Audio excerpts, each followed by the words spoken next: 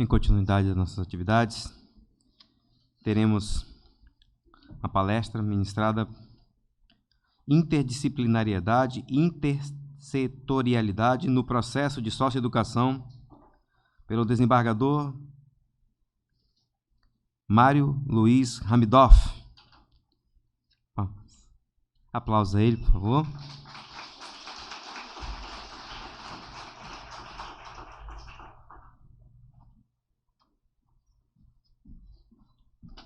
Passaremos então a leitura do currículo do desembargador. Desembargador do Tribunal de Justiça do Estado do Paraná, especialista em Direito Ambiental pela Levin College, da Universidade da Flórida, Estados Unidos. Mestre em Direito pelo Programa de Pós-Graduação em Direito da Universidade Federal de Santa Catarina. Doutor em Direito pelo Programa de Pós-Graduação em Direito da Universidade Federal do Paraná. Estágio de pós-doutorado em Direito pelo Programa de Pós-Graduação em Direito pela Universidade de Santa Catarina, pesquisador junto ao Núcleo de Estudos Jurídicos e Sociais da Criança e Adolescente, do Programa de Pós-Graduação Universidade Federal de Santa Catarina, membro da Comissão Científica da Revista do Direito da Infância e Juventude, da Associação Brasileira dos Magistrados, Promotores e Defensores Públicos da Infância e Juventude, membro suplente do Conselho de Supervisão dos Juízos da Infância e Juventude do Paraná, diretor executivo da Associação dos Magistrados do Paraná, gestão 2018-2019, parecerista em várias revistas jurídicas em todo o Brasil, professor titular da Unicuritiba, professor titular do Programa de Mestrado de Pós-Graduação em Direito da Uninter, autor de inúmeros artigos científicos publicados em revistas jurídicas em todo o Brasil, autor e escritor dos livros jurídicos com sucesso editorial nas seguintes obras: Trajetórias Jurídicas, Desafio e Expectativas, pela editora Hábitos, em 2002, Lições de Direito da Criança e do Adolescente, Ato Infracional e Medidas Socioeducativas, pela editora Juruá, em 2011, Direito da Criança e do Adolescente, Teoria Jurídica da Proteção Integral, pela editora Vicentina, em 2008, Direitos Difusos e Coletivos 4, Estatuto da Criança e Adolescente, coleção Saberes do Direito, pela editora Saraiva, em 2012, Sistema Nacional de Atendimento Socioeducativo, SINASE, Comentários à Lei 12.594, de 2012, pela editora Saraiva, em 2017, Estatuto da Juventude, comentado pela Lei 12.852, de 2013, pela editora Saraiva, em 2014, Stalking, Atos persecutórios, obsessivos ou insidiosos, Lei Maria da Penha e Reforma Penal, pela editora Letramento, em 2017, Elementos do Processo Penal, pela editora Intersaberes, em 2017, e Direito da Pessoa Idosa, pela editora Juruá, em 2018. Com você, excelentíssimo desembargador Mário Luiz Hamidoff.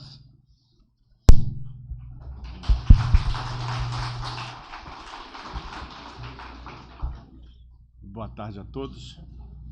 Eu não poderia começar a falar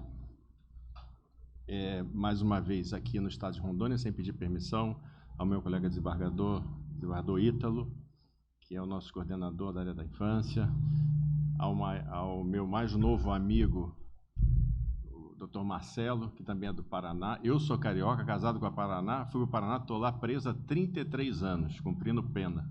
Já posso para o regime semiaberto, né? E o meu colega do Ministério Público, também paranaense, de Londrina, foi promotor de justiça.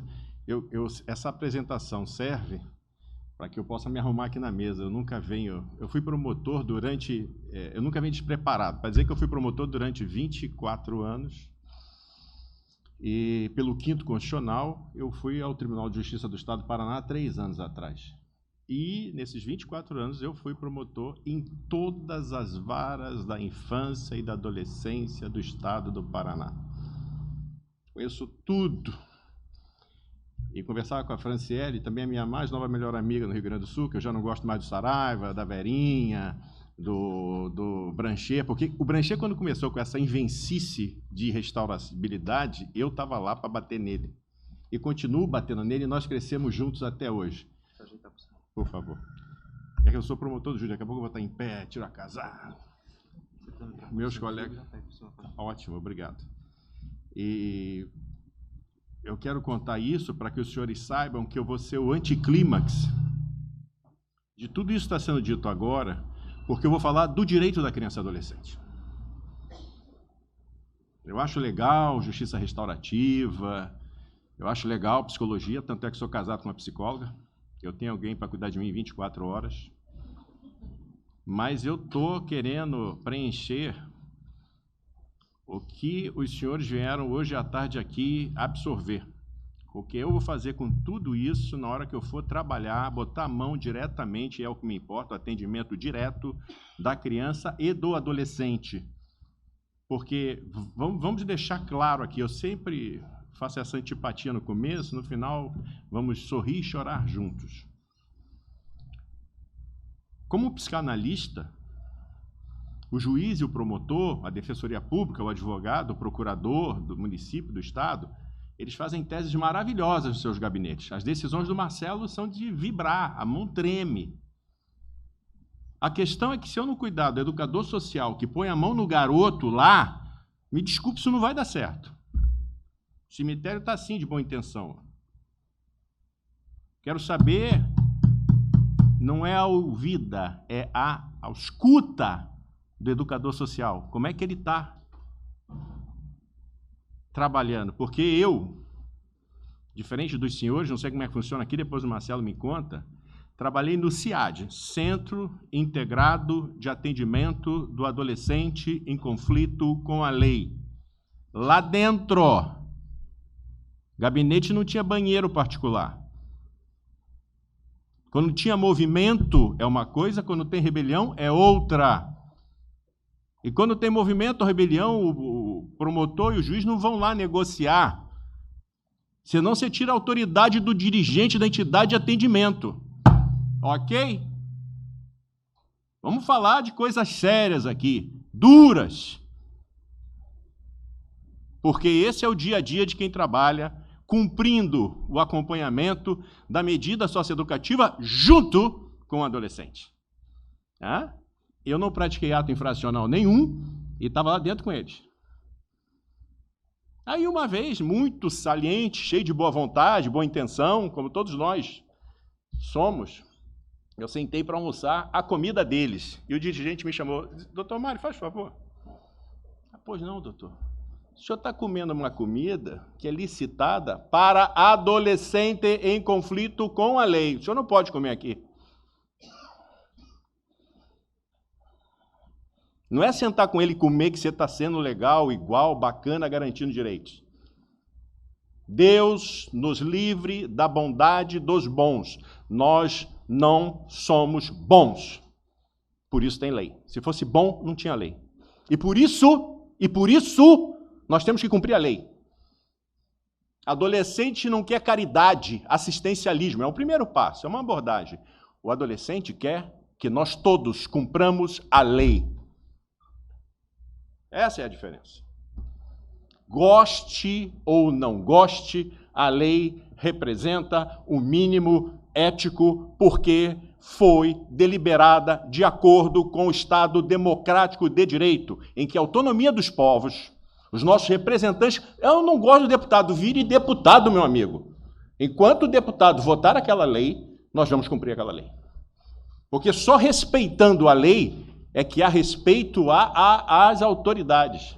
Não é a autoridade pública, o desembargador, o promotor, o juiz, não. Mas é a autoridade da pessoa, do ser humano, que é defendido nas convenções internacionais. Por isso, nessa tarde, eu vou ser o anticlímax de tudo isso que está se falando aqui. Não que eu sou o dono da verdade. Obrigado. Posso ligar aqui? Alô? Alô? Mas eu acho que aqui já melhorou. Tá bom. E por isso, tudo, é que eu quero fazer essa advertência para falar o seguinte, eu vivi lá dentro. Quando tinha movimento, os garotos subiam no telhado, distribuíam as chaves. A Franciele sabe o que eu estou falando. Quando há um movimento, não tem refém. Eles pegam a chave, distribuem para cada adolescente, a chave sobe em cima do telhado. Quem é que tira os garotos em cima do telhado? O BOP, que autoriza a investida da polícia militar dentro da entidade de atendimento, é o dirigente e o governador do estado. Eu quero saber como é que fica o educador social, como é que fica a psicóloga nessa hora. Autoriza um pente fino? Os senhores já passaram por isso? Eu estou lá 24 anos fazendo isso. É por isso que escrevo sobre isso. Ninguém me falou de ouvir dizer. Eu vivenciei isso. E por isso, eu cheguei ao ponto de entender que se nós respeitarmos a lei que é posta para o adolescente e para nós todos, cada um no seu quadrado, segundo a Tati Quebra-Barraco, nós vamos nos dar muito bem. Por isso nós temos discutido na área do jurídico o ativismo judicial. Essa bondade do órgão julgador. Porque o legislador não está dando conta. Desculpe, Gustavo Zagrebelsky, na Itália, já falava isso. O Poder Legislativo, que tinha que julgar, por exemplo, tinha que regulamentar, por exemplo, no Brasil, leis sobre casamento homocultural, aborto anencefálico, ele não cria lei, deixa que se judicialize a questão, vai ao Poder Judiciário, numa atribuição indevida de competência ao Poder Judiciário, e nós nos vemos com essas bananas, esses abacaxis, esses pepinos no nosso colo. Porque se alguém votar isso no Congresso Nacional, não é reeleito. Esse é o problema do Poder Judiciário. O órgão julgador pode ser um ativista judicial? Pode. Como? Supremacia da Constituição. Não mexer nas liberdades públicas. E ele poder preencher uma lacuna que ele não cria como órgão julgador. Se não tiver regulamentação. Fora isso, é ativismo negativo. Desembargador, o que é um ativismo negativo? Você se miscuir na atribuição de uma outra pessoa. Por isso que o juiz, ele faz parte do aparelho repressivo do Estado. O Ministério Público faz parte do aparelho repressivo do Estado. A Defensoria Pública faz parte do aparelho repressivo do Estado. Nós não fazemos revolução social. Enquanto estiver na Constituição da República, no artigo 129, que o promotor tem que oferecer denúncia, promotor representação e ponto. Mas também lá no Estatuto está dito que não há de se fazer um julgamento sem ter o relatório de uma equipe técnica. Isso está previsto no artigo 150 e 151 do Estatuto da Criança e do Adolescente. E isto o juiz deve determinar que se faça, e a psicóloga, a educadora social, que deve participar deste relatório, porque é ela que ausculta o adolescente. Pessoal da saúde, da assistência social, cada um numa perspectiva interdisciplinar, fala do que vê. Porque cada um aqui tem um óculos. O óculos do Poder Judiciário, vamos falar que ele é azul, da psicologia é vermelho, do assistente social é verde, e cada um vai falar desse seu olhar. E vamos complementar uma análise sobre determinado acontecimento, porque a subjetividade do adolescente não começa quando ele pratica um ato infracional. O adolescente não vira sujeito de direito a partir do desvio. Ele já é sujeito. O Estado é devedor de várias políticas sociais públicas específicas. Política social pública específica são dotações orçamentárias, dinheiro, para determinados projetos e programas, no nosso caso socioeducativo, para que nós possamos atender o nosso cliente final, que é o adolescente, que nós aqui denominamos, nós a muito custo, como em conflito com a lei.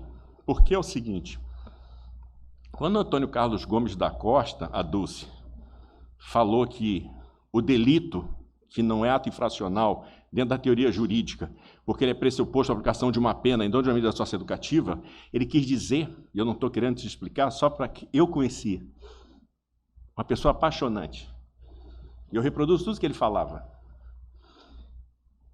é que isto é um acontecimento absolutamente normal, o desvio. A Dulce falou assim, parem, pensem, voltem atrás. Como é que era a nossa juventude? Nem precisava, Dulce. Eu era igual ao Luiz Henrique, que estava aqui.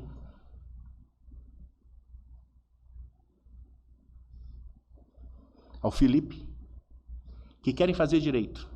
Esses dois falaram isso, eu marquei, né? Promotor de júri, né? Eu pegava o nome do jurado quando ele entrava na portinha. Minha mulher me chama de rancoroso, mas não esqueço de nada. A Dulce está perdida. E eu vou tentar ajudá-los ao longo dessa caminhada. Então, se o Luiz Felipe, o Luiz Henrique e o Felipe estiverem aí, eu tenho dois sobrinhos que eu sou afilhado, o Felipe. Meu filho chama-se Henrique, eu não vou esquecer dos dois. Então, eu não preciso voltar atrás, eu era um deles. Nós todos aqui, ó, por um triz, não viramos institucionalizados, porque esses foram os alcançados. Desde que você acordou hoje, meu amigo, que está sentado aí, minha amiga, você já praticou, aqui na nossa cultura, um ato infracional. Você não tem uma música baixada aí pelo Spotify sem pagar direitos autorais? Uma fotocópia? O Estado não te pega porque ele não consegue te selecionar. Por isso que o Antônio falava, o delito é um desvio que você não foi selecionado. Porque se você fosse selecionado, você estava aqui, cumprindo a legislação educativa. Entenderam que a gente não precisa da bondade dos bons, que a gente precisa cumprir a lei, se a gente cumprir a lei já está bom pra caramba. Por isso que a gente pensa em direitos humanos hoje, numa perspectiva contratual, dizendo o seguinte, é tudo que se possa eliminar uma barbárie, que você se desumanize. Por isso não tem projeto. O projeto é um movimento. Antônio Carlos Gomes da Costa foi o criador, não do Estatuto, ajudou no Estatuto, mas ele foi o cara que criou o direito da criança e do adolescente. Eu estou com 10 pontos aqui que eu selecionei e vou começar pelo primeiro deles. Essa é uma história bonita que se perde que o Antônio Carlos morreu. O Brasil, em 84, passava por um programa de redemocratização. É bom as pessoas falarem esses topós, lugares comuns, né? Redemocratizar. O que é isso? Redemocratizar, senhores, é recolocar a pessoa no centro de importância de uma norma jurídica. A norma é feita para melhorar a qualidade de vida individual e coletiva. É isso que nós denominamos de emancipação subjetiva. Ninguém pode ser feliz sozinho. A manhã inteira eu ouvi isso aqui, e a Dulce, minha vítima preferida, acabou de falar tudo isso aqui, numa linguagem muito poética e bonita, e apaixonante por isso, e eu vou reproduzir juridicamente toda a tua fala aqui, porque você passou por todos esses pontos. E nós, nesse momento de redemocratização, e esse é um problema de estruturação organizacional do Poder Judiciário, tínhamos colocado a criança dentro do artigo 226 da Constituição da República. E veio um pesquisador da ONU, porque na ONU eles estavam formulando a Convenção Internacional dos Direitos da Criança, que é de 20 de novembro de 89, e o Estatuto é de 88. E o que nós fizemos com os trabalhos de pesquisa da Convenção? Nós transformamos no artigo 227 e no artigo 228 da Constituição da República. É por isso que muitos autores escrevem a doutrina da proteção integral, ou seja, os direitos humanos especificamente destinados à criança e adolescente, estão no artigo 227, sintetizados no artigo 227 e no artigo 228. Por quê? Quando esse pesquisador chegou, foi o Antônio Carlos Gomes da Costa que o recepcionou e falou, nossa, tem 42 artigos, que coisa maravilhosa, você me empresta isso aqui? Correu no nosso relator da Constituinte, que todo mundo aqui lembra, não é verdade? Que todo mundo aqui é politizado, né? Tem partidos, né? Quem foi o relator da nossa Constituinte? Ele tem o sobrenome do cara que descobriu o Brasil. Bernardo Cabral, do Amazonas. Não foi Pedro Cabral, Pedro Álvares foi o que descobriu e foi ele que foi o relator. E ele falou, pode voltar com esses 42 que não tem lugar para mais nenhum artigo. Imagina 42. E aí, Adulce, é que entra o Antônio Carlos Gomes da Costa. Ele pega um conjunto de juristas, Munir Cury, do São Paulo, Olímpio, Rita Camata, que estava de manhã aqui, a Patrícia, que era deputada e foi a relatora do projeto do Estatuto da Criança e Adolescente, e não do direito da criança e adolescente. O direito surge na Constituição. Aí eu vou dar aula de ECA. Olha, ECA vocês não vão falar nunca mais na vida, né? ECA é preconceituoso e ECA não é o direito da criança e adolescente, é o Estatuto. E aí o Antônio Carlos Gomes da Costa reduziu os 42 artigos num único dois artigos, que é o 228, que eu acho que quase reproduz o 27 do Código Penal, e a pessoa fala, não, e não é a mesma coisa, que lá é uma opção política na Constituição, não é uma opção jurídica, e no Código Penal a opção é biopsicológica, é uma outra coisa, é outra batida. Tanto é que está na exposição de motivos da reforma de 84. Ele reduz em 2 artigos, volta para o Congresso e procura o Cavaleiro da Cidadania, que os senhores bem sabem que foi, exatamente, Ulisses Guimarães. Isso é voltar à minha juventude. Isso é ter referência. Aqui não pode ter amadorismo, aqui tem que ter profissionalismo, sério e sincero. E Ulisses Guimarães falou, não tem jeito. Mas quem é da infância, né? É água. Tanto bate até que fura.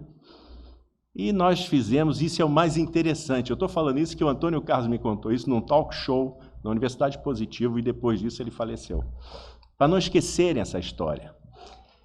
Quem fez o direito da criança e adolescente foram os próprios adolescentes. Isso é que é legal.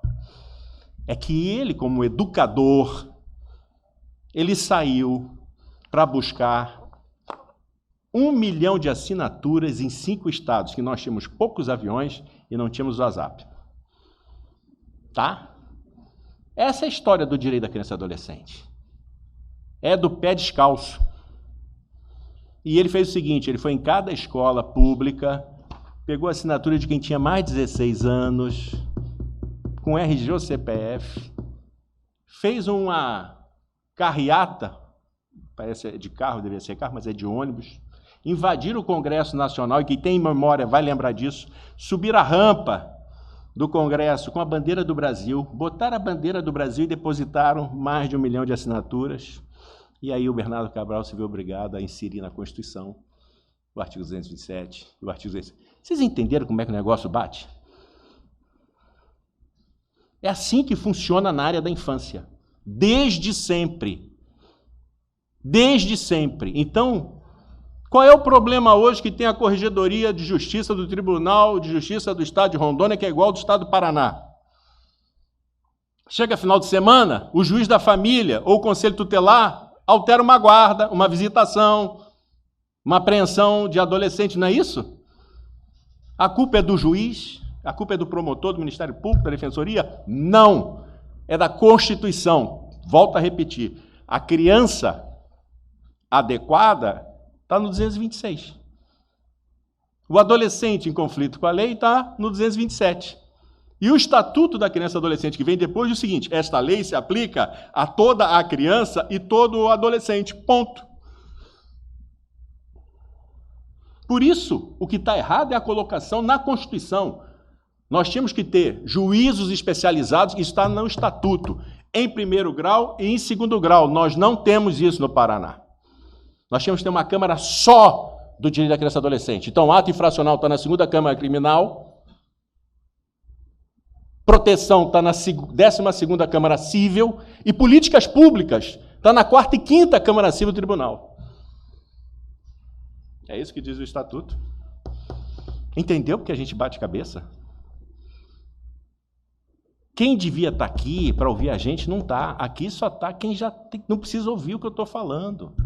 O que nós viemos fazer aqui, então, é reenergizar, carregar a bateria, como botar na tomada, como falam os espanhóis. Enchufa-te! Se liga, enchufe a tomada. E é para isso que a gente vem aqui. E eu venho renovar esse credo com vocês e dizer e contar um pouco da minha experiência na área do direito da criança e adolescente. Mas não poderia começar a falar sobre o direito da criança e adolescente sem rememorar essa história. Sem dizer o que é o direito da criança e adolescente. Por isso, conversava com a Franciele. Sempre conversei com o Blanchet agora foi a desembargador. Eu sou do tempo do Blanchet e eu, promotor, ele juiz. Saraiva, Afonso Kinzer, Ana Paula, todos eles do Rio Grande do Sul. Murilo, Olímpio do Paraná, Saulo de Goiás, enfim. Aqui do Ministério Público, minha amiga Tânia, né? do Ministério Público de Rondônia. Todos eles vocacionados. É fácil trabalhar com essa gente. Conversava aqui há pouco. Qual é o difícil? É o promotor juiz que vem promovido do interior para a capital e só tem lugar onde? Execução penal, tribunal do júri ou adolescente em conflito com a lei. Lá no Paraná é assim, porque você vai trabalhar lá dentro da entidade. E o cara vai lá, o cara não tem nem filho porque ele não gosta de criança. Não tem justiça restaurativa que dê conta. Tanto é que a justiça não se propõe a isso, a restaurativa. E eu conversava com o Blanchet, conversava com o Saraiva, que eu queria trabalhar com eles como juiz e promotor, porque eu não precisava nem falar de direito da criança e adolescente e proteger, seria habitual, habitué. Que a gente tem que tentar é tocar o outro. Por isso que uma vez na área da infância, sempre na área da infância, a gente não muda. Porque a gente é tocado, é igual Rondônia. Uma vez você toma água desse rio aqui, danado, que é o Rio do Madeira, você volta. É a 5ª vez que eu volto aqui. Tem gente que não sai daqui, ó. Vieram do Paraná, não foram embora. Aqui tem um encantamento o negócio. E a área da infância é igual o Rio Madeira. Buenas.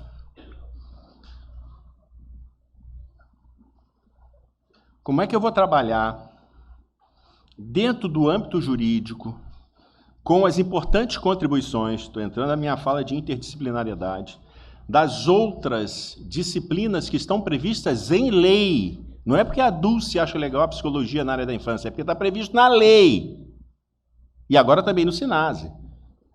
Você precisa ter uma equipe multidisciplinar. Presidente de tribunal, procurador-geral de justiça, quando ele quer cortar custos, a primeira coisa que ele faz é mandar embora a equipe técnica. Já viram isso? Ou reduz a equipe técnica, dá uma multifuncionalidade para ela, para trabalhar em crime, idoso, criança, vulneráveis, consumidor, ouvida específica, e a equipe fica superfaturada. Há uma duplicidade de atribuições. Isso prejudica o atendimento socioeducativo. Ah, então o senhor me diz como que eu não entendi. Vou explicar. No Paraná, quando um adolescente pratica um ato infracional, em meio aberto, ele pode ser atendido pelo CREAS, que é derivado do CRAS. Só que o CREAS virou CRAS. CRAS é um centro de referência de assistência social genérico. Faz a política municipal, faz a política tal. CREAS é o especializado. No Paraná, primeiro, para mim, CREAS não tem presidente, não tem coordenador. É todo mundo igual. A equipe é multidisciplinar, interdisciplinariedade. Ok? Estou igual o presidente. Tá ok?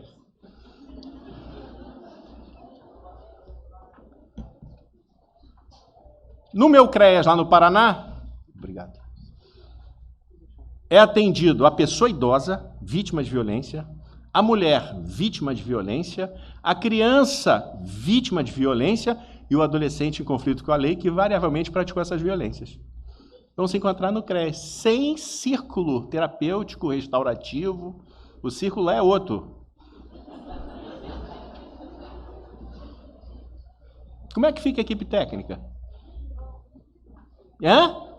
Você vai ouvir o adolescente e vai falar, olha, eu vou te orientar para que você perceba e tenha consciência da parte inconsciente, por que você fez o desvio. Porque a característica de um adolescente é empurrar a grade, passar para o outro lado da cerca.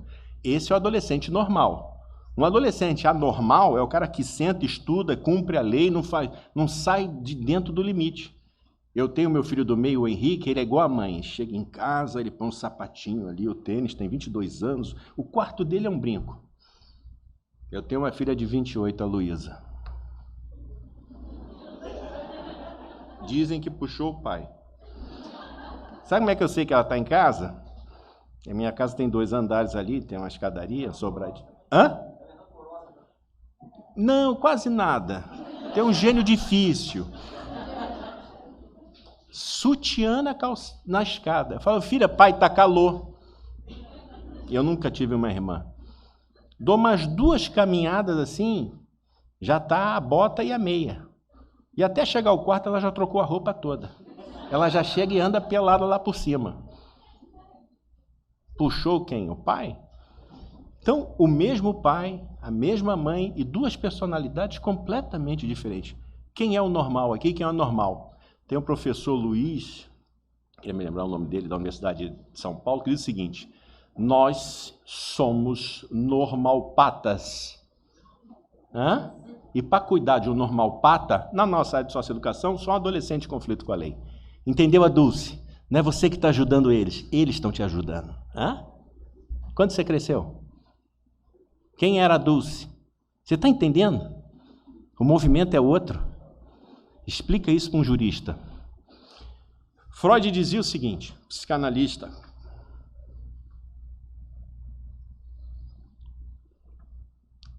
cada um responde pela sua onda. Cada um assume a sua responsabilidade. Isso nós chamamos de kantismo. Immanuel Kant. Isso chama-se livre-arbítrio. Quando vocês fizeram 18 anos, o pai de vocês, nossos pais, nos disseram o seguinte: olha, agora você tem 18 anos, a partir de agora você vai preso, você tem que arrumar um emprego, você tem que entrar numa universidade, como você não vivesse no mundo de relações, se você fosse um cara solto, né? Eu faço o que eu quero, nós não fazemos nada do que nós queremos. Isso é um livre-arbítrio ideal. O livre-arbítrio cultural que é mais fechado é Jung. Com o teu mundo de relação, você sabe que você tem limites ao desejo. Por isso que Freud descobriu o caminho até o trauma, mas não mexeu no trauma. E Jung foi lá e falou: vou mexer nesse trauma e vou tirar o trauma. É um queijo suíço. Tu cortou o queijo para acabar com os buraquinhos, tu acabou de cortar o queijo, surge vários outros buraquinhos, vários outros traumas. Com esta linguagem psicanalítica que você traz para o direito, principalmente o direito penal fala o seguinte: de acordo com Kant, cada um assume a sua responsabilidade. Se você teve o livre-arbítrio de fazer uma escolha e você tinha plena capacidade psíquica para entender o proibido, você recebe pena. Todos os psicólogos, psicanalistas são positivistas. Não se iludam com o discurso alternativo do outro, porque traduzido para o direito é punição. Tá bom? E é por isso que o direito da criança e adolescente, Flaviane, maior respeito que fala isso para o Blanchet, ele não precisa de justiça restaurativa. Porque se a justiça é restaurativa, ela não é justiça, ela é só restaurativa. Você botou o chapéu da justiça, você já está apreendendo e punindo, porque você está falando em responsabilidade. Eu não vou entrar mais em discussão sobre justiça restaurativa, eu acho maior barato, apoio, está tudo certo. Só para dizer o seguinte: há desencantamentos, porque tudo depende de uma opção política. Quando o juiz pega um processo, pega a mão na caneta, ele abriu o inquérito, a representação, ele já sabe mais ou menos o que ele vai fazer. O pecado é ele não se deixar compreender, saber e construir o que pode ser oferecido como uma resolução adequada, mas é buscar jurisprudência e doutrina para provar que ele está certo. Isto é um movimento psicanalítico dentro do órgão julgador. Quando o órgão julgador entender que ele está fazendo isso, ainda que ele tenha algum gozo psicanalítico ou satisfação, você vai ver o tamanho do prejuízo, do dano que ele possa causar. Por isso que me preocupam quando se sai do direito, da lei, porque eu coloco uma R15 na mão de um intérprete da lei, que faz uma autuação hermenêutica como atividade final. Advogado, defensor, promotor, juiz, desembargador, procurador, que eles trabalham na área da justiça. Eles sabem muito bem o que estão fazendo. Agora, quando pega uma teoria e vê uma brecha, o perigo é aqui, essa válvula de escape, é sair por aqui, para fazer o que quer, justificadamente. É por isso que nós discutimos ativismo judicial. Por isso eu volto a dizer, o direito da criança e adolescente é uma tecnologia muito avançada, é uma legislação que serve para o exterior.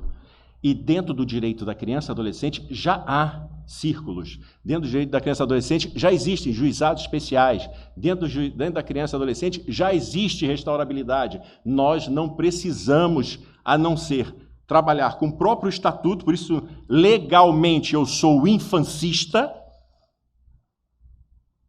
Eu defendo o estatuto da criança e adolescente, não quero que modifique, porque foi uma conquista nossa.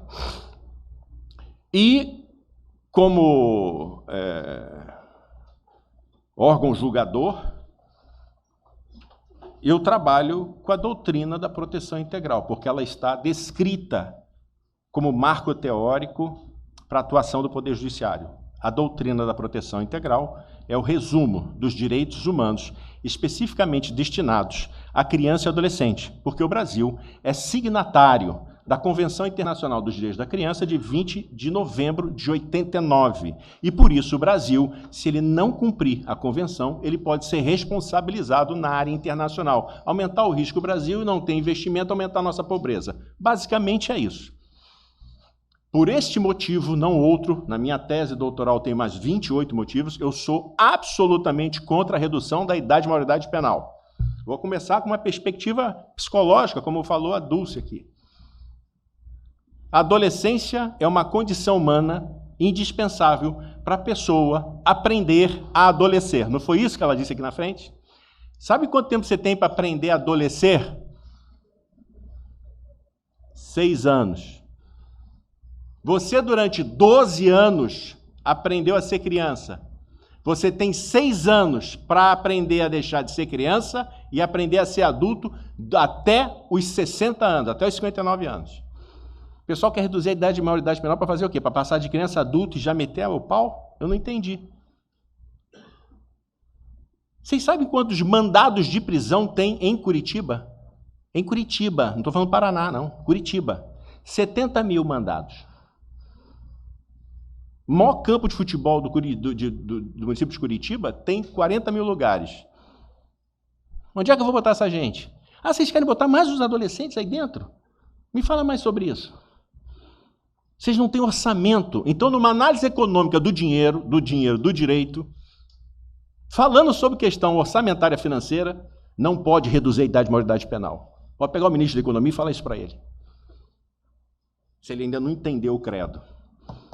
Quantas equipes eu vou ter que ter para os adolescentes em conflito ali, que vão ser todos privados de liberdade? Porque todo mundo pensa só na internação, né? Não pensa na semi-liberdade, não pensa na liberdade assistida, que para mim deveria ser a única medida, em meio aberto. É isso que eu pergunto, onde é que o senhor vai botar toda essa gente? O senhor não cumpre nem... Por isso eu digo que o direito penal nos embriaga, ilude. E eu vi hoje de manhã aqui, eu acho que foi o presidente, eu anotei, essa jurisdição cínica, o cinismo jurisdicional. Nós toda tarde processamos, instruímos, julgamos, condenamos, expedimos mandados de prisão para adultos e não cumprimos a pena. Quem é que está mentindo para quem aqui? A Dulce? Ah, ela é uma sonhadora. A Dulce? Poder Judiciário, cumpra as suas ordens de prisão. Em vez de construir escola, vamos construir presídio. Sou eu que sou sonhador? Matematicamente, não tem onde botar essa gente.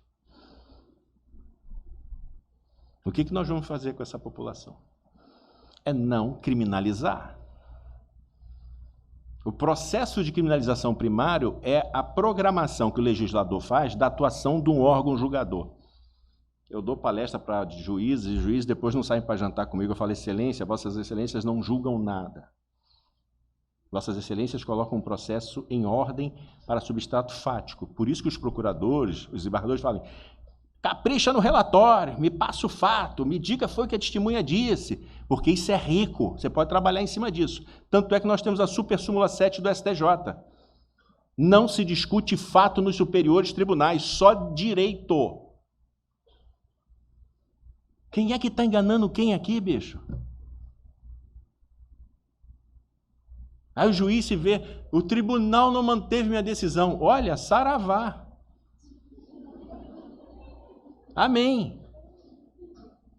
Porque os senhores vão ao tribunal. E uma coisa é julgar monocraticamente, vai lá e publica. É o que eu entendo. Outra coisa é sentar com o colega e respeitar. E ter responsabilidade com o colega pelo voto que o colega faz, porque ele estudou a matéria. E por mais que nós não concordamos, há uma perspectiva que o colega tem. E por isso é difícil, Adulce, que aqui a gente não respeita a criação do espaço público, o exercício da palavra da ação. Nós temos que votar. E a gente, Kelsen brincava com isso, né? O último tribunal é o último que erra. Pode ser o último que erra. Por isso não há verdade, nós queremos uma verdade jurídica à base de um substrato jurídico. É por isso que nós vemos o ato infracional, como disse a Dulce aqui pela manhã, a Patrícia, como um grito de socorro do adolescente, porque ele é assim, acordei de manhã, eu vou assaltar um banco. Tomei sem fazer nada, vou na boca de uma comprar uma arma. Não. Ele tem uma caminhada até chegar lá. Ele tem etapas, ele tem degraus que ele vai subindo até chegar lá. E eu pergunto, aonde o Estado estava quando ele começou essa caminhada? Cadê o corrimão dele? Aí não tinha corrimão de um lado e do outro. E o Estado, que era devedor de políticas públicas, passa a ser credor de punição. E ele faz isso, Pôncio Pilatos, né, para justificar para a sociedade que está fazendo alguma coisa. Alguns críticos dizem que o Poder Judiciário, magistratura, Ministério Público, Defensoria Pública, Procuradorias, Delegacia de Polícia, Polícia Civil, é um conjunto burocrático de ocupação de cargos públicos, só isso. Como as universidades, os professores servem para dificultar e valorizar o custo do diploma. E por aí vão as críticas, em todos os âmbitos. O que nós vamos fazer para mudar esta realidade? É trabalhar seriamente com o direito da criança e adolescente. Por exemplo, tenho um profundo respeito e admiração que a Patrícia falou hoje de manhã aqui. Vou dar um exemplo que eu estou falando até agora, talvez fique mais plausível, palpável. Um garoto se masturbou no dia da visitação. Fizemos uma constelação, uma reunião, um círculo, e os outros entenderam que ele deveria sofrer uma pequena, vamos dizer assim, responsabilização. Pode isso, Arnaldo? A regra é clara. Artigo 73 da Lei 12.594 de 2012. O sócio-educando não participará de qualquer responsabilização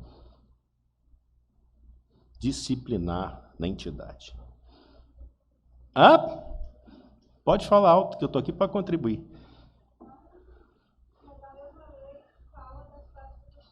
Exato. No acompanhamento do cumprimento da medida socioeducativa. Artigo 35. São 9 novos princípios para o acompanhamento, poder executivo, entidade de atendimento, do cumprimento adolescente e a medida que foi determinada pelo juiz, de medidas socioeducativas em meio aberto e meio fechado. A prática restaurativa deve ser feita como uma forma de aproximação, mas não para regime disciplinar, para punir.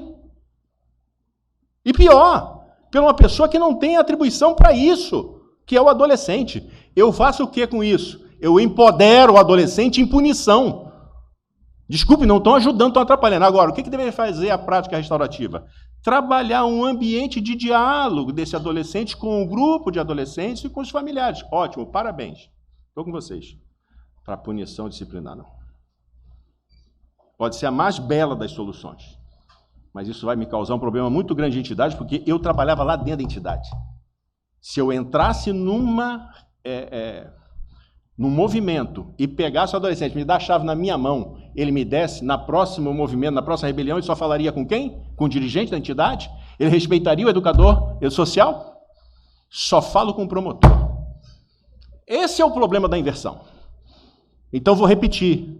O direito precisa das importantes contribuições multidisciplinares, interdisciplinares, mas aqui é uma relação discursiva de poder. O poder judiciário está no âmbito repressivo do Estado. É para controlar. E nós não podemos mudar esta atribuição, a não ser que mude a Constituição. Aí eu concordo. Juiz não é psicólogo. Juiz não é assistente social. Juiz não é pedagogo. Por isso eu preciso da equipe técnica. Eu preciso botar dotação orçamentária para que cada juizado tenha uma equipe técnica. E o relatório seja conclusivo, que é assim. Cada um bate a bola de ping-pong para o seu lado. O juiz não sabe o que fazer, fala assim, a equipe técnica faz o relatório social. A equipe técnica faz o relatório social, manda para o juiz. Salve o melhor juízo.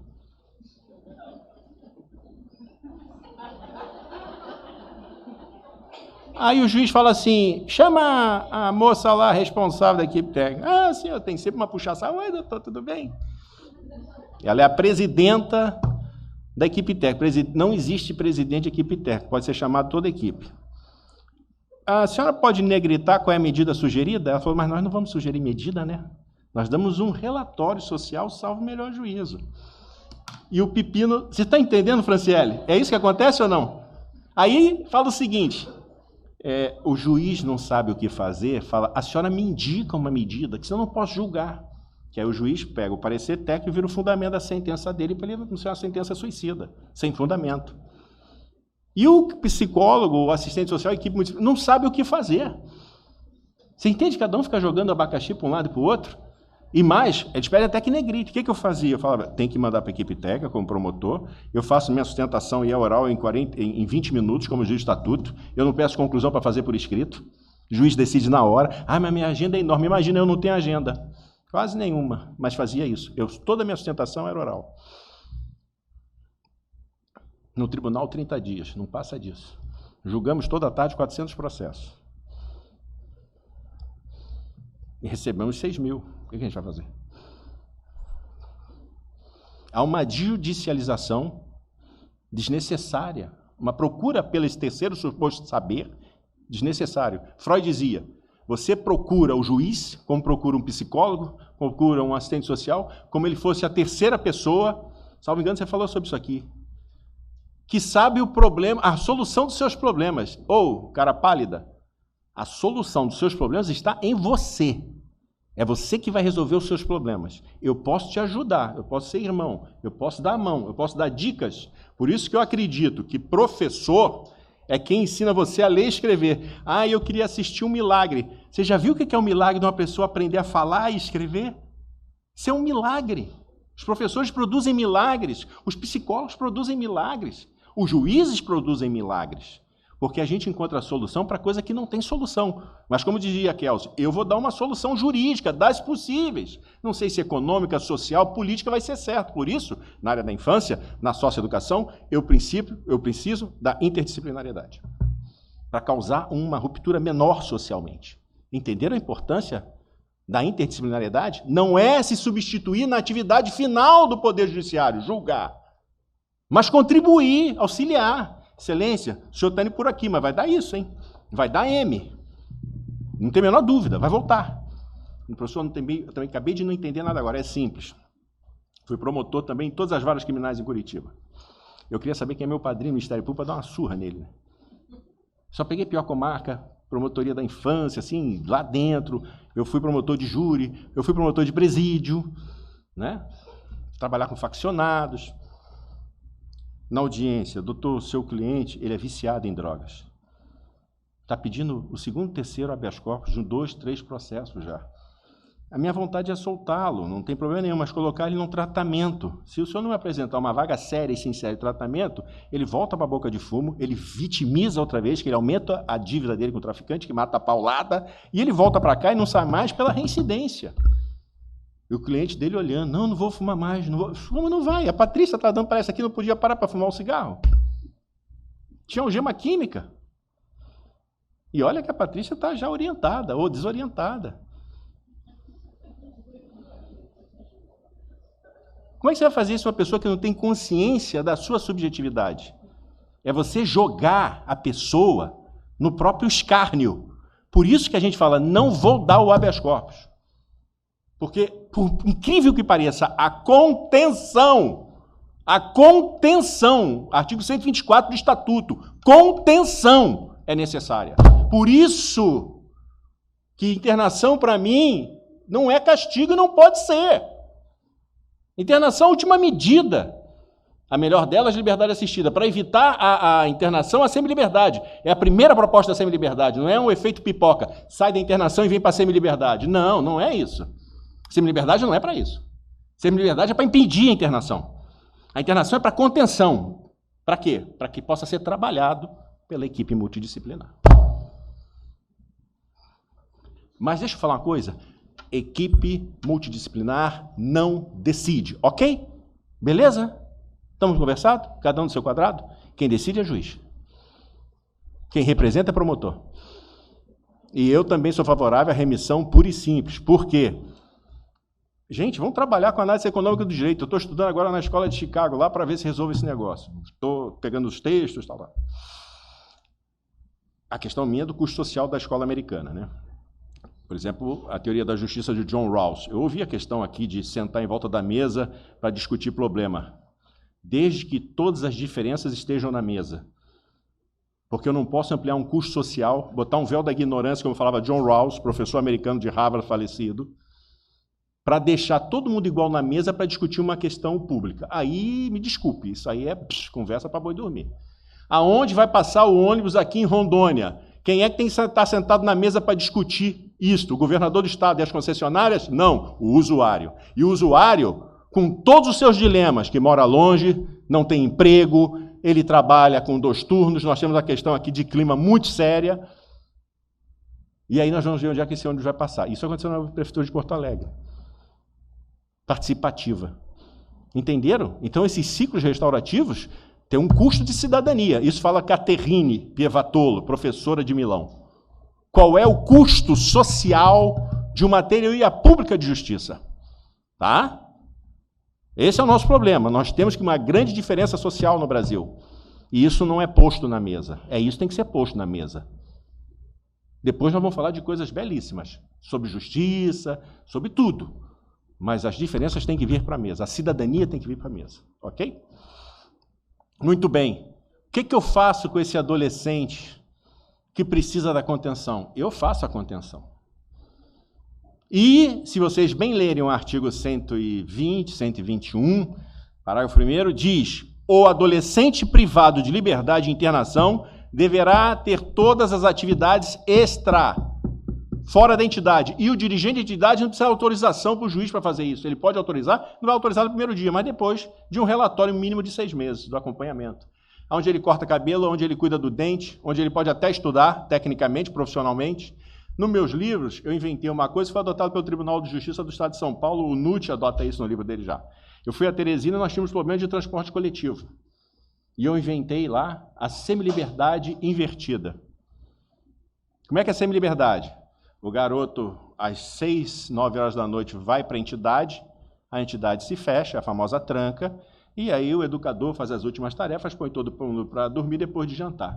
No dia de manhã acorda, às 8 horas da manhã, vai para a aula, vai talvez para uma oficina à tarde, ou vice-versa. A oficina de manhã vai trabalhar, vai estudar à tarde e volta para a entidade. Só que chegou em Teresina, não tinha transporte coletivo à noite, e a pessoa estudava à noite. E aí, como é que eu ia fazer para integrá-lo ao sistema de educação, como já falou-se aqui pela manhã, que é difícil a integração?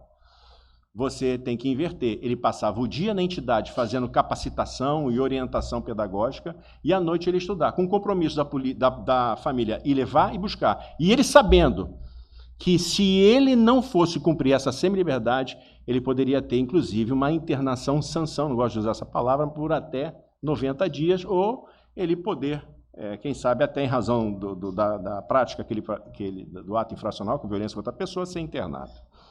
Então isso é possível, essa construção é possível, porque está dentro da lei para fazer uma adaptação com uma proposição educacional pedagógica concreta para o adolescente, porque senão ele ficaria fora da escola. É como essas integrações que a gente faz lá. O adolescente tem que estudar, está fora da idade escolar. O que você faz com ele? Não, só quando fizer 18 anos é que eu coloco ele, então, lá no EJA, beija. Não. O que eu faço? Eu entrego uma arma para ele, cocaína para ele vender? Eu tenho que ter uma educação diferenciada. Eu tenho que ter uma atividade diferenciada. E aí, chega a Secretaria do Estado e falou, como se falou aqui na mesa, orçamento. O que nós precisamos para atender um adolescente em conflito com a lei é uma escola especializada, não para menores infratores. Olha a escola dos bandidinhos. Não, isso não pode ter. Toda escola tem uma diferenciação, uma capacitação diferente para os adolescentes. Para autismo, não é? O estagiário pode ajudar o professor na sala de aula com autistas? Pode, desde que tenha uma coordenação pedagógica para autismo. Se não tiver coordenação pedagógica, são 2 professores e um deve ter uma especialização para autismo, um deve ter especialização para adolescentes em conflito com a lei. E aí é o custo social, é o que eu falo, salário de turno e contraturno de professores. Por aqui passa o atendimento socioeducativo. Entenderam o que é a intersetorialidade agora? Quando eu falo que o adolescente precisa de educação, eu tenho um problema orçamentário com a Secretaria de Estado. Eu tenho um problema de atualização de salários de professores em turno e contraturno. Por isso é que nós, na socioeducação, não podemos esquecer, além da interdisciplinariedade, a intersetorialidade. Por exemplo, deve estar também estourando agora na Assembleia Legislativa do Estado de Rondônia a discussão orçamentária, a manutenção da FPE, do Fundo de Participação do Estado. Ah, ninguém sabe disso aqui? Já falei, hein? Sem amadorismo, hein? É profissionalismo aqui.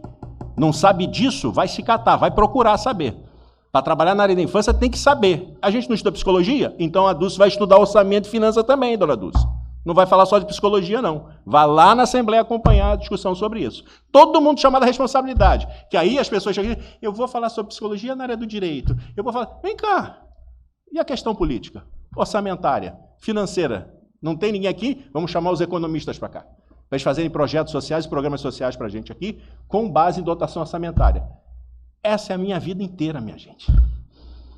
É por isso que eu ouço a todos, eu procuro. Professor, eu vi que o senhor está no Instagram falando sobre direito econômico. Claro que eu quero saber como é que funciona a questão do FPE.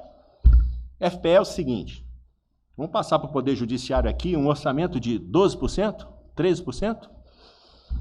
Com base em que fundo? Em qual é? Eu vou pegar do quê?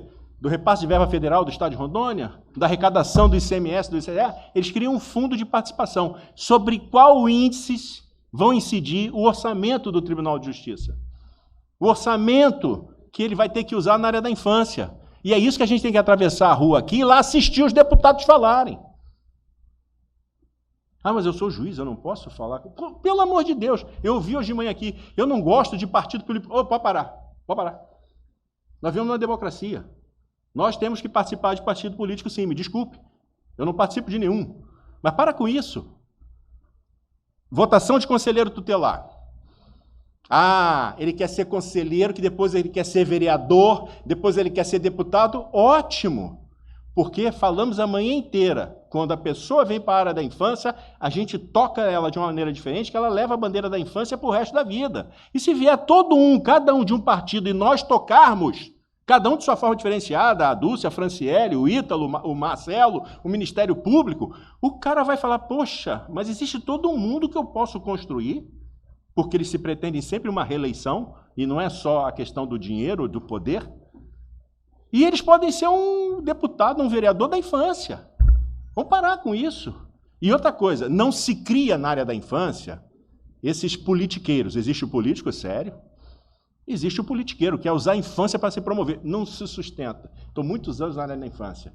Tanto é que eu vou lhes dar uma informação. Sabe que tramita no Congresso Nacional uma proposta da associação dos vereadores para acabar com o Conselho Tutelar? Porque o Conselho Tutelar está pegando toda a atuação dos vereadores. Que o vereador devia fazer exatamente o que faz um Conselho Tutelar. O assistente de saúde, o agente de saúde, o assistente social. Essa é a atuação do vereador. Então não pensem, não quero partido político, que venham os partidos políticos para a área da infância. Eu os recebo e espero aqui ansiosamente, para a gente poder tocá-los e colocá-los aqui na ordem do dia. Por isso que eu disse, quem devia estar aqui não está. Quem devia estar aqui?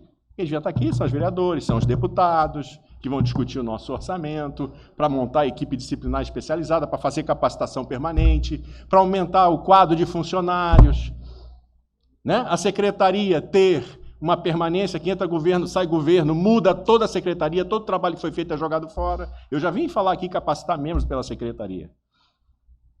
Então, esse é o direito da criança e adolescente, é um mundo rico. Por isso que eu falo, isto é intersetorialidade. Falava com o Marcelo, elogiável, o meu colega do Ministério Público, se dão tão bem que, ao invés de judicializarem medidas, eles partem para o diálogo. Isso não é restaurabilidade? Isso é restaurabilidade. Não precisa botar uma planta no meio, eu acho legal a gente marcar o círculo, mas eu posso fazer isso em torno de uma mesa, levando de uma forma séria e sincera um diálogo, um discurso sobre interesse coletivo e público disponível. Não precisa ter medo do político, não precisa ter medo do econômico. Só falar o seguinte, gente, tem um limite, hein?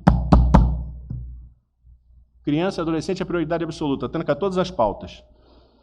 Se não julgar, essa dotação não julga nada, não pode julgar nada, está na lei. E aí vai. Bom, falamos sobre ato infracional. A Rita Camata era relatora do Estatuto da Criança e Adolescente. Chega uma certa hora, a Rita falou o seguinte, olha, nós vamos ter que estabelecer cada ato infracional de acordo com cada delito, pelo menos codificado no Código Penal. Falou, não há tempo, Rita, nós temos que aprovar o Estatuto, porque senão não passa. A Constituição é de 88, eu volto a lembrar, o Estatuto é de 90, 2 anos e não tinha o Estatuto. E uma Estatuto da Pessoa Idosa, por exemplo, é de 2003. Olha o tempo que passou sem Estatuto da Criança e Adolescente. Vieram os penalistas, Paulo Afonso Garret de Paula, professor da PUC e procurador de Justiça no Ministério Público de São Paulo, e falou o seguinte, olha, todo crime tem uma base fática comum, que é a conduta, sobre a qual a teoria do delito determina desvalorações, tipicidade, antijudicidade e culpabilidade, mas todo crime tem conduta.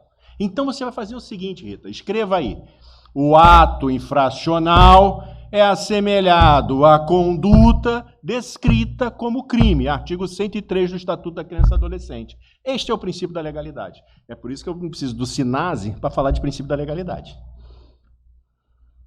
Eu tenho um livro que eu escrevi sobre o SINASE, o primeiro do Brasil, pela Saraiva, e eu digo, no final do livro, não precisa dessa lei, porque tudo isso aqui já está dentro do Estatuto. Bem lido o Estatuto, está lá.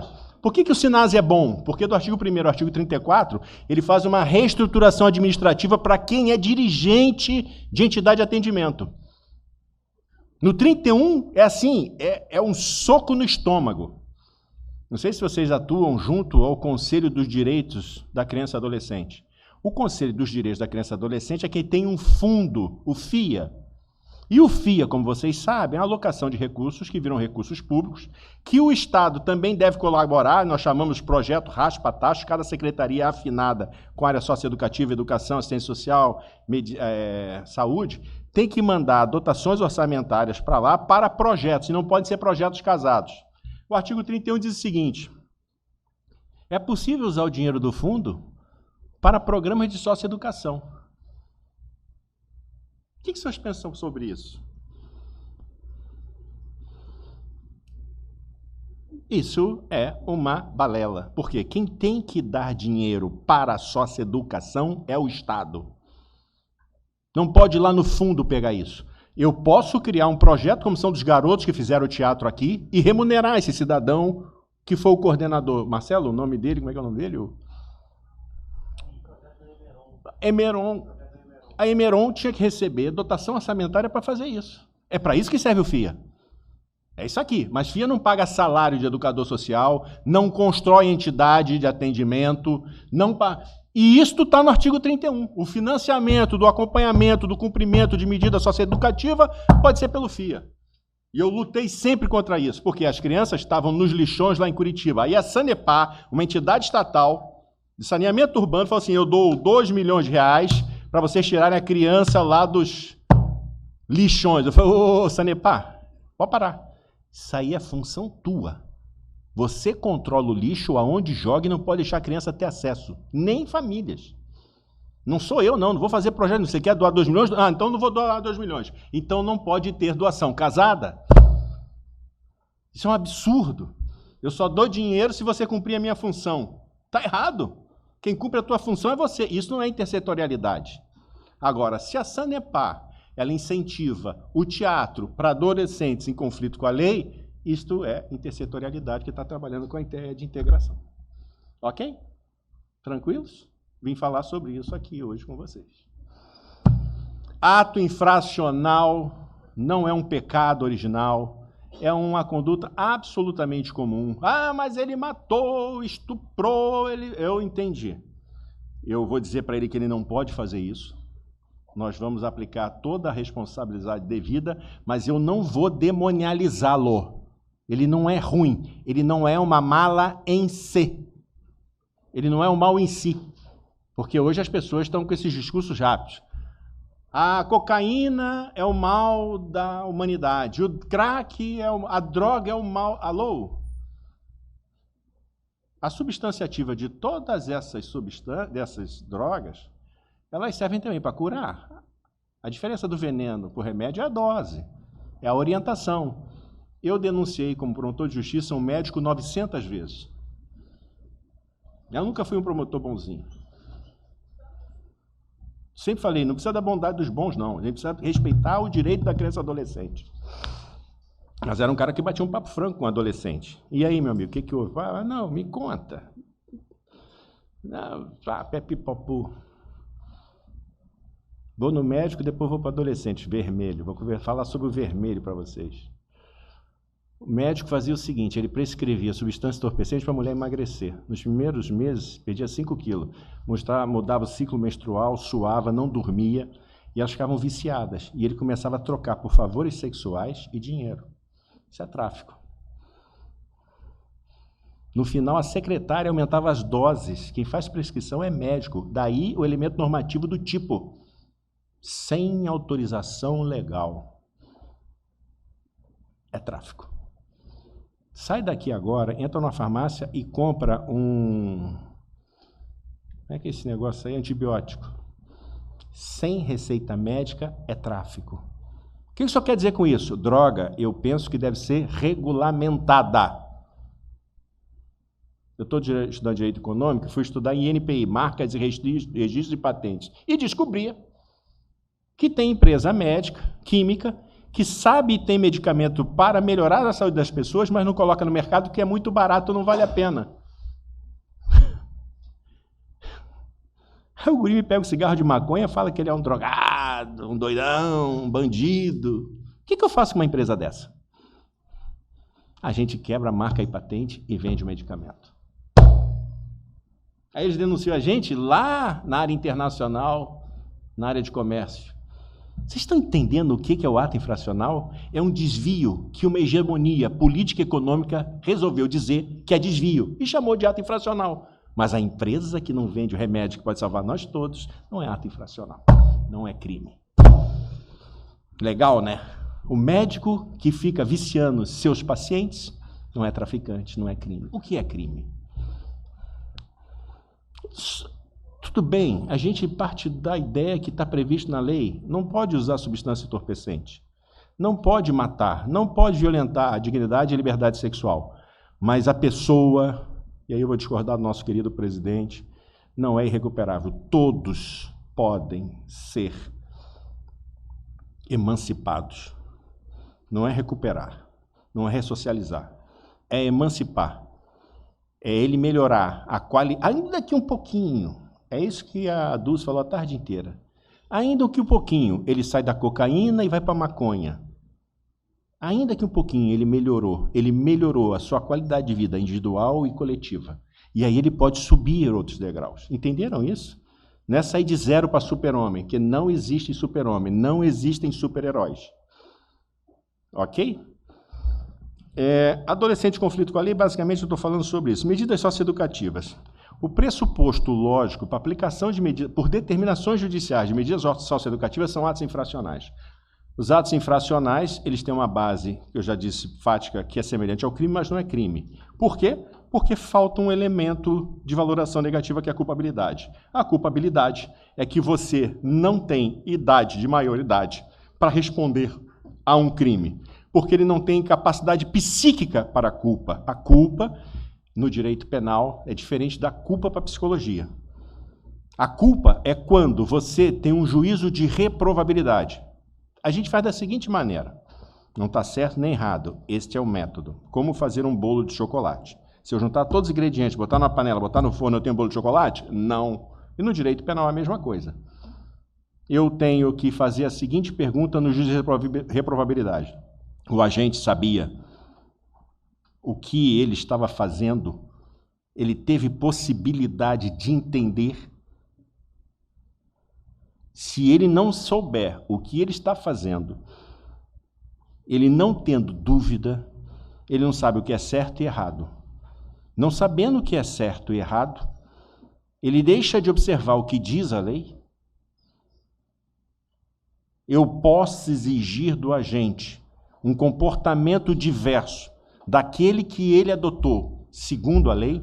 Quando o juiz responde sim, condena. Quando o juiz fica com dúvida, condena, mas aplica a pena pequena. Quando o juiz fala não, eu não poderia exigir, ele absolve. É assim que funciona. Crime culposo, eu poderia exigir do agente um comportamento diferente daquele que ele adotou, de acordo com o dever objetivo de cuidado. Ele poderia exigir dele que ele não fosse imprudente, negligente ou imperito?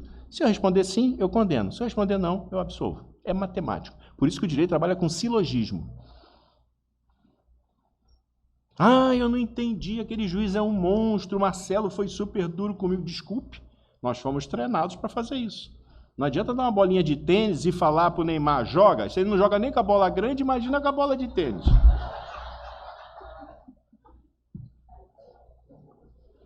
Você está entendendo? Não dá para jogar futebol com bola de tênis.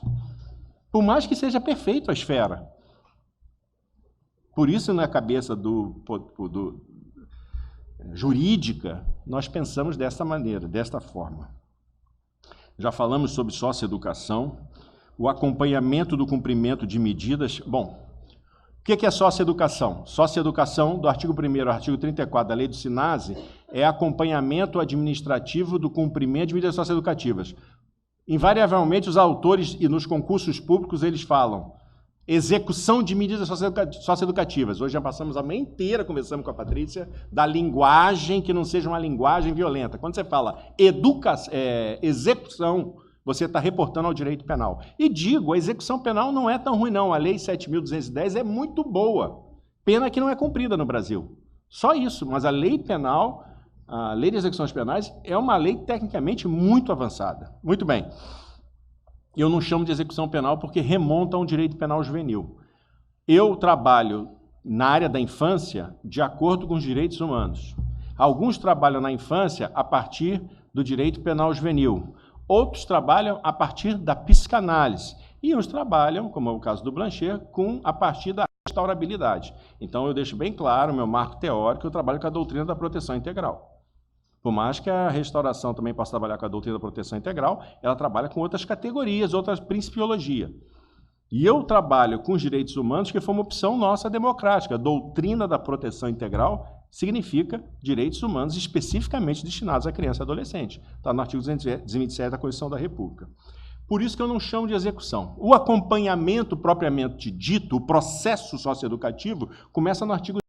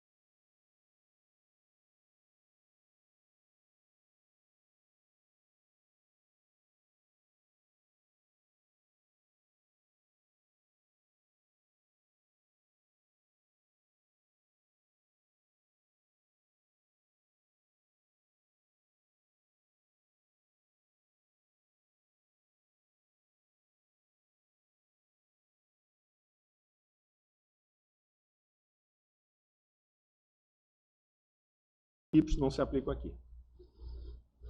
E eu tenho visto sentença, tenho reformado sentença, e o juiz tem escrito, isso é uma barbaridade.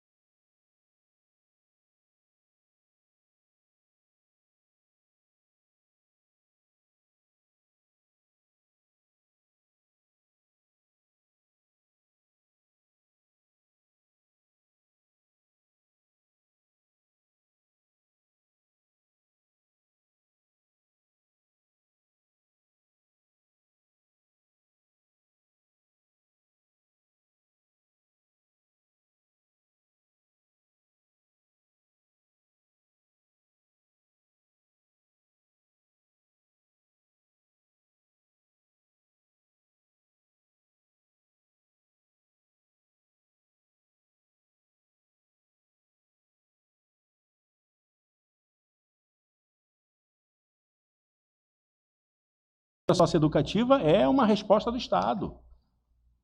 Tem restrições, limites, não é? Por isso, o direito penal, às vezes, ele é mais brando do que o Estatuto da Criança e Adolescente. Fui promotor de júri. Se você matar uma pessoa